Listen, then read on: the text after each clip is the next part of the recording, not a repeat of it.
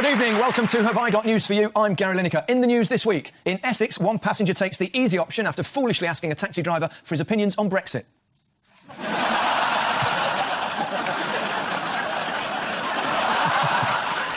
On his way to Crufts, one impatient driver gets stuck in a traffic jam.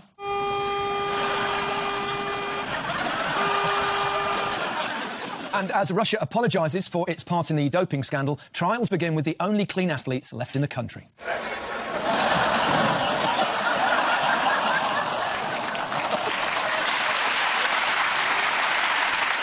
So let's find out how the teams line up. Captain Ian Hislop plays on the right if the government's on the left, and on the left if the government's on the right.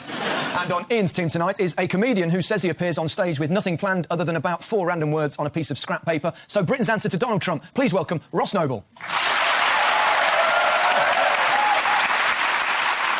And their opponents tonight. Captain Paul Merton, like Jamie Vardy, who started off in an amateur steelworkers team. Paul kicked off his career with a CSE in metalwork. On his team tonight is a journalist who won Celebrity Mastermind in a performance that reminded me of Alan Shearer. No passes. Please welcome Samira Ahmed. And we start with the bigger stories of the week. Paul and Samira, take a look at this. Yeah. Oh, yes, Boris Johnson clearly never ever used an iron or ever seen anyone use an iron. That's Michael Heseltine with a vision of the future. And that's George Osborne's birthday party. This is what's going to happen if we don't vote in or out, depending on who's telling you. Boris says basically if we stay, it'll be like Hitler. And Heseltine says it's obscene and racist, possibly, and a bit mad. And so... Boris has got a touch of the Ken Livingstone's Tourette's. So if it's like in the playground, if you're losing an argument, you say, "You're Hitler." That's what he would have done, Hitler. That's what they did at Oxford, did they? They did. Things we miss out on. I think there's something about hair in there as well. There's a lot of hair, I think there's... Yeah, Hitler.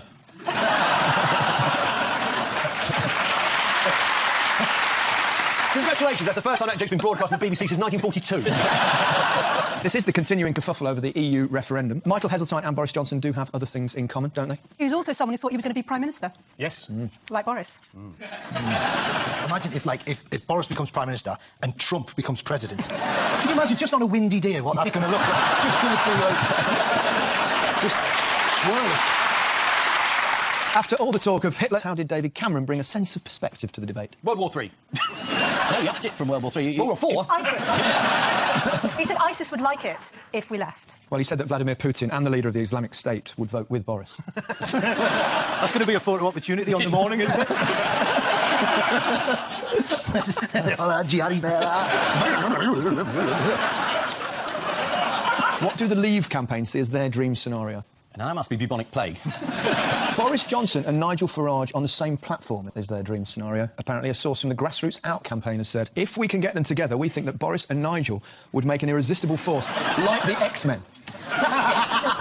Speaking of which, what special powers did Boris appear to gain this week? He went home. At the time his wife was expecting him. Don't be ridiculous. Well, Alistair Hyam on Twitter thinks he may have been watching too much Star Wars. Watch how Boris deals with this cameraman. There you go. That's scary. Yeah, that really is. Yeah. For the first time, I'm actually frightened. What is Boris doing here? He was angle grinding this week, wasn't he? Was he? He was, yeah. He was basically... Just a bit of gossip, or... No, he was on an angle grinder, and I'm not referring to a dating site. That is a giant cheque. I think he's trying to make the point that Europe, you waste £350 million a week. But actually, that doesn't include the rebate or any of the money that the EU pays us back. So this figure is not true. But he doesn't mind. But they were burning it in a giant fire to say, hey, your money's going up in metaphors. Yes, he is burning a cheque for £350 million in a furnace, which is what Man United may as well have done this season. It's supposed to represent the amount we... Explain that to those two. No, we'll pick it up. It's football. Yeah, it's the Alan Shearer joke. Very funny. That was It was a thing, wasn't it, with that Leicester lot, wasn't it? They did well, didn't they? As you mention it, they did all right. Yeah. I didn't watch the parades on telly. I followed it on the internet. You could track Danny Simpson's tag just on...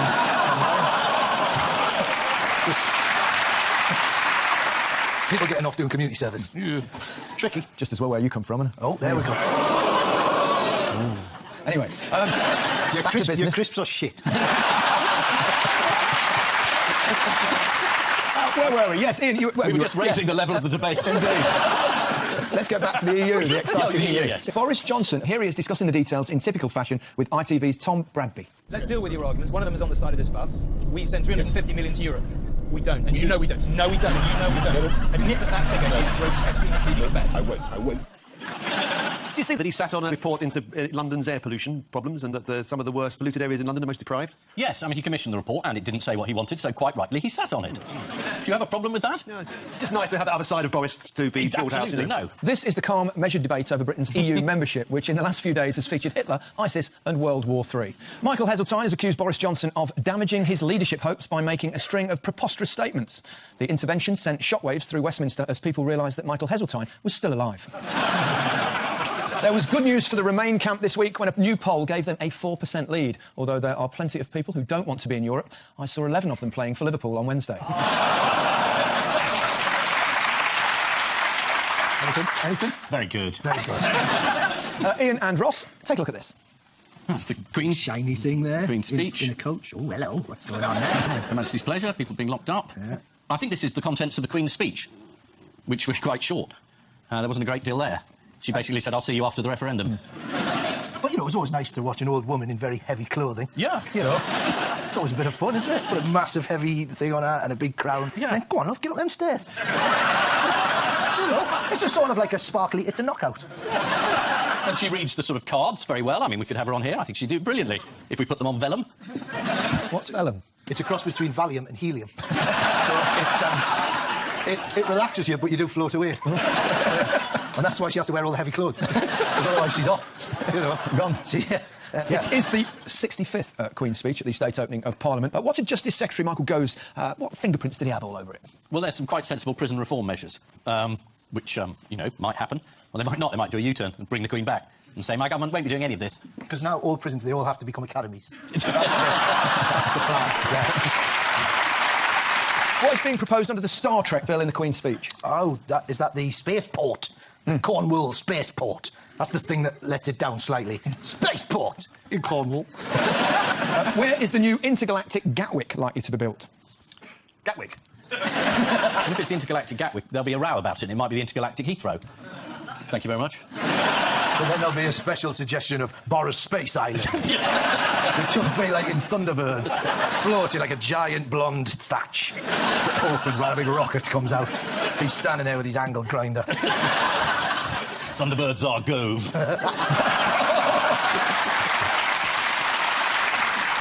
It's Newquay in Cornwall. Newquay. Although, as the Sun pointed out, the 6-hour drive from London to Newquay would take the same time as the trip from Newquay to the International Space Station. What had the Queen watched for several hours earlier in the week? It was the Queen's life, all with... Told with horses. Told with horses. I'll tell you what, right? Horse saying, I remember the day she became queen. But there are 900 horses there. The Over entire mounted police from Canada came in. Where were those ones who did the tricks from? Azerbaijanis or something? Yeah, they were good. And the thing about it is, I mean, like I said, I'm not like a massive royalist, but I was just thinking, like, I love Prince Harry, right? I think he's brilliant, probably for all the wrong reasons. And I thought it would be amazing if he one day ended up as king, because to have his life acted out by horses. Could you imagine? Mounted deck narrated with Sir Alan Titchmarsh. Is he Sir Alan? No, surely not. Oh, sorry. Alan Titchmarsh. Ow. Ow. Yeah. He was only there because he was going to take the manure. He wasn't in the lineup. He was stood there with a bucket like that. Do you want a night out? No, I'm fine. Get me a shovel. Yes, it was a special gala for Her Majesty's 90th birthday. The evening was hosted by Anton Deck. This guy was there. Was he the King of Bahrain? No, King of Bahrain. No, I thought it was Super Mario. He thought he was just... he thought there was a princess in danger. That photograph does look like she's holding up a face of him, doesn't it? That's the human rights abuser and close friend of the royal family, King Hamad of Bahrain. Yeah. What's he looking at there? What's happened? Oh, I think the Bahraini police did a baton charge. Mounted. It was fantastic. Quite bloody. There was actually an unexpected explosion during the performance, Oh, not the which was so loud it almost made Princess Beatrice look up from her phone. But not quite. It's good. Another horse. Back to government news. What does smoked haddock, pilaf, a cheese and ham omelette and fruit cobbler have in common? They all want us to leave Europe. Say him again? Yeah, same again. As if it's smoked haddock. Generation Go smoked haddock. Pilaf. Actually, I think that's smoked haddock pilaf. Did he play for Spain? A cheese and ham omelette and fruit cobbler. Oh, I know. You know. Yeah. What do they have in common? Fruit. Come on, think about it. They were all recipes Yes. on the BBC's website. That. Well, have you tried some of them? There's a huge outrage over the BBC supposedly taking some recipes offline when you could buy a book. This theory that the BBC just putting them on its commercial arm where they were maybe planning to do it all along. It was the anger that people had. It was like the BBC went, we're going to dangle Mary Berry by the ankles off a multi-storey car park. What will I do without the recipe? I mean, Nigella's avocado on toast. I've got the toast, I've got the avocado. What do I do? I mean, I don't know how it works. Well, here's what to do, right? Pick the ones you like, print them out, shut your face. Just quickly, while we're on the subject of television, what happened on Countdown this week? Oh, it's got to be a rude word. It's got to be a rude word. Bumhole. Was it Bumhole? There's no need for that. I only asked a question. Yeah, well, there it is. Evidence, yeah. what, did that just come up? Yeah. And ironically, if you use the X, Bumhole X is actually a website. This week, the BBC responded to the government's white paper and has begun the process of removing any content that is regarded as pointless and Unbelievable.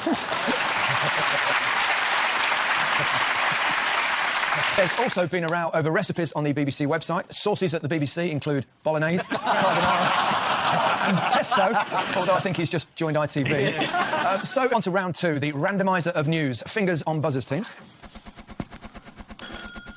This was the bomb hoax. They were doing an exercise for fake bombs, and then they found it wasn't cleared away, and then they blew it up, despite the fact that it had a sticker on it that said, this is a fake bomb.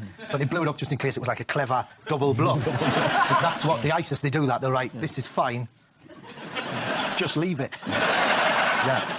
Looking at the picture there, though, it's quite surprising that nobody saw it earlier, isn't it? Yeah. And also, they were testing to see whether the sniffer dogs, test, and they didn't find it. So what does that tell us about how good the sniffer dogs are that they were using? But there wasn't any explosive in it, that's why he didn't find it. Well, why did they hide it then? So they just hid a bomb that didn't have anything in it. Could have been just the organiser going to the toilet, putting it down. Yeah, no, that's true. We've all left a fake bomb in a toilet. Security expert Christopher Reid had run a training exercise for sniffer dogs in which he hid 14 dummy bombs around Old Trafford. But when it came to collecting the bombs, it turns out Chris overlooked one crucial dummy, himself. He left his phone number on the bomb. So Would you be brave enough to ring that number, though? Oh, here's this thing, it looks like a bomb. Call this number. Oh, yeah. It's like an ISIS chat line. 50-50. Yeah, do you want to meet your Harrys in your area?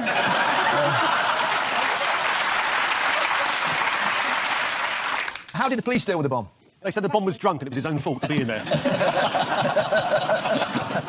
Well, according to the Daily Mail, the bomb was dealt with in a controlled explosion, as opposed to the uncontrolled explosion, which took place when whoever found it opened the toilet door. In happier football news, why were 240,000 Leicester fans on the street this week? Because homelessness in Leicester...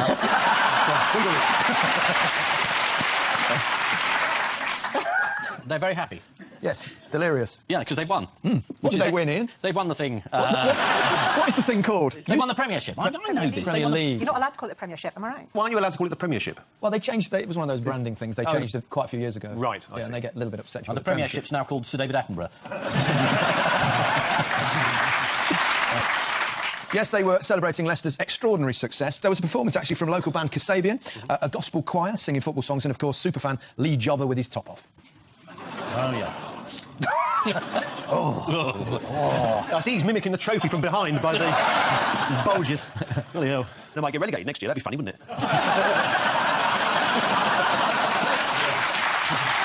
Don't you have to present without your clothes on? Yeah. Yeah, that's right. She's very human. Yeah, I can't wait. But are you actually going to do it? Yeah. Well, you'll have to wait and see, won't Here's you? an idea. Why don't you get that fat bloke to stand in front of you? Let's do that. Perfect. This is the fake bomb that caused a Premier League game at Old Trafford to be suspended. Thousands of disappointed Manchester United fans left Old Trafford without having seen their team play any football again. The boss of the security firm responsible has had little sympathy for making such a glaring mistake, although he did receive one call of support from the former head of listening out for drilling noises at Hatton Garden. Meanwhile, someone called Leicester was celebrating winning the Premier League with an open-top bus parade through the city. According to the Mirror, some Leicester fans were swinging from lampposts. Sadly, so were some Tottenham fans. Fingers on buzzers, teams. Here's the next one. Yeah, that was a bit much. Oh, sorry. This is students who, for health and safety reasons, aren't allowed to throw their mortarboards up into the air. And they're going to put them all in afterwards. You just act it out. If you must have had, in your time, I bet you've had a spinning mortarboard fly towards you, like a ninja throw star. If anyone ever dared do that, Ian's butler would have caught it straight away. It's a great bit where you throw it up in the air. Is it? But don't look at me like that. You know I've not been at university. That was horrible the way you did that. It's a great bit, Ross. Did you throw your chunks in the air when you got your 5-metre swimming certificate? This is the news that students graduating from the University of East Anglia will no longer be able to throw their mortarboards in the air due to health and safety. How many people have been hit? Can't be many, can it? No, and by that stage, you're not meant to be able to feel it. What did Louisa Baldwin, Student Law Society president, have to say about it all? I've got a mortarboard in my neck! Get to my neck! Pull it out!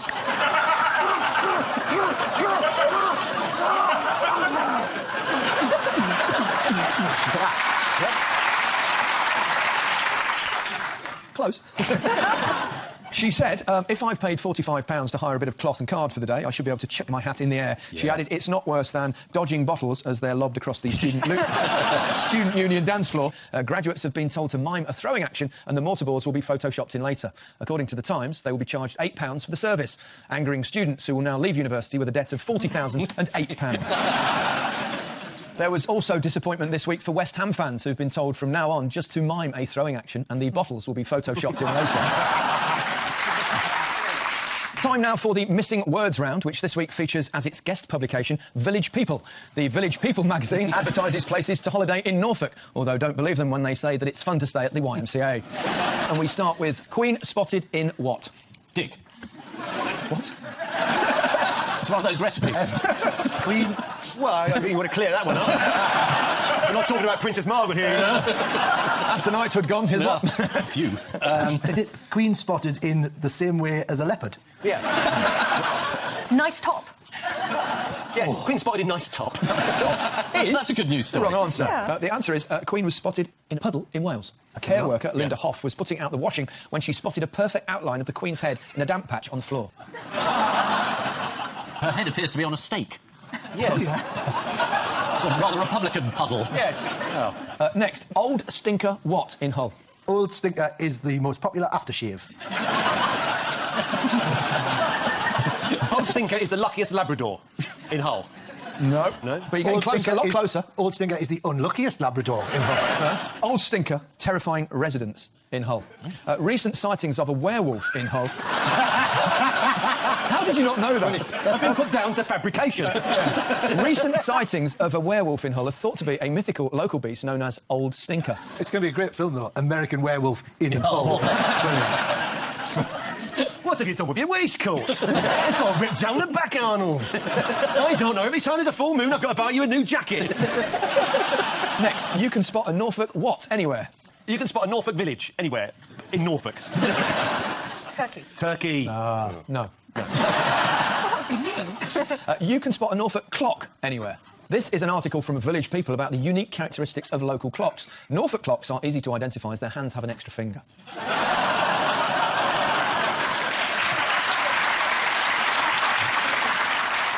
And finally, study finds people will what for chocolate?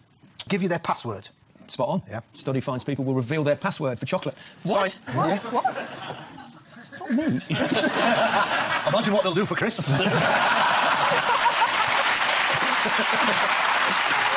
So the final scores are Ian and Ross have 9 points and Paul and Samira have 3 points. That's all right, But before we go, there's just time for the caption competition. I think the guy on the left there is just going, and I've got a secret lady's leg that comes out the side. You know, for catching the shoplifters that can run really fast. They're not very good policemen, actually, because, as you pointed out, that guy on the left with the leg coming out, he's got a burglar standing right behind him. Who couldn't make it more obvious, he's wearing the traditional striped... He's either that or French. Either way, it's worth arresting him and finding out. That's what I say. And I leave you with news that at an optician's in Bromley, one customer is delighted that for the first time ever, he'll finally be able to see the postman. At Watford Arts Centre, the news that no one has bought any tickets is finally broken to the star of Dumbo, the ballet. And as speculation continues over TV football presenters appearing in just their underwear, Jose Mourinho joins the debate. Good night.